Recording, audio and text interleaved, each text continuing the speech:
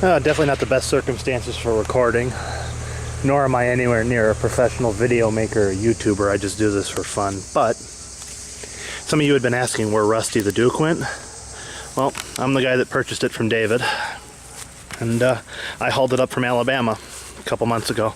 It's been in my possession since, and I have been slowly, as I can afford it and as I have time, I've been working to get the restoration complete on this car. I've done a lot of prep work to it.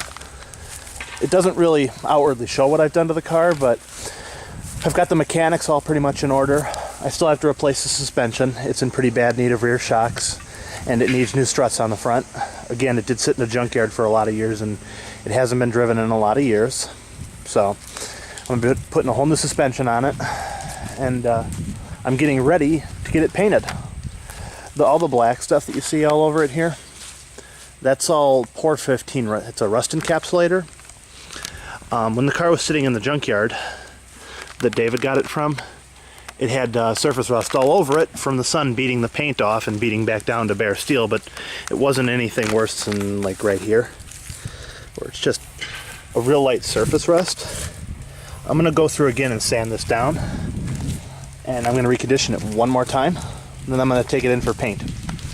I already have a brand new set of taillights for it because these aren't in real good shape. They could probably be polished, but it's got that big mark on it, and a lot of those marks there are all behind the plastic. So I'm getting ready to get those redone, or not redone, replaced. The worst of the rust that I have to deal with is actually here along the doors and a little bit on the fenders. Looks like maybe sander markings. It just needs to be sanded back down and retreated. It has a blue nose on it because when David was having one of his other cars painted, he needed a nose because the paint shop had done something to the nose to one of his other cars. So he borrowed it off this car, took the original silver nose, and this was the replacement, but it doesn't matter. It's in good shape. And once the car is painted, it's going to be perfect.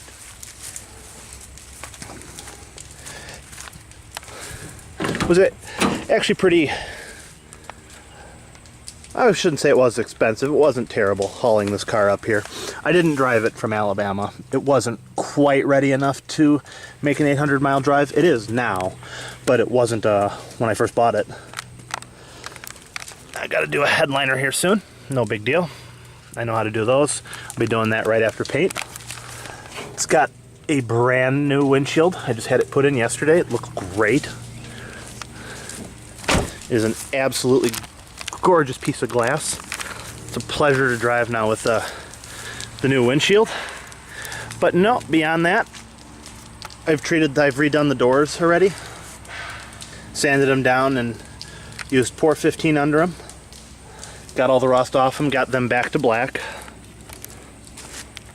Overall, next two big steps is paint and suspension. So keep your eyes peeled. For those of you who are wondering, the car's living with me now in the state of Wisconsin. Hauled it up from Alabama. Wasn't too bad.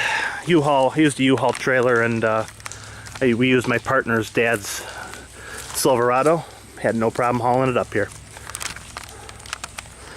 This will probably be one of the last videos of this car looking like this. I don't really make a lot of videos, just because I don't have the time and I'm not good at it. I'll never be good at it. I'm not good at standing outside talking to myself. Hopefully the next time I'm videoing this car, it'll have a brand new paint job on it. And before anybody asks, I'm going with the original silver. It's going to be as it looks now, but with new paint and keeping the silver color. I don't see a need to change the color. This is actually a pretty good color. But there you go.